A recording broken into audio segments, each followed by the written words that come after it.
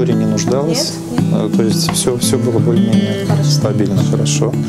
Я родился в Ленинграде и учился в Ленинградском педиатрическом медицинском институте. Сюда я приехал по распределению. Я совершенно искренне был очарован нашим, уже теперь с полным правом могу говорить, нашим краем и теми людьми, с которыми мне здесь пришлось столкнуться, тем высоким уровнем профессиональных установок.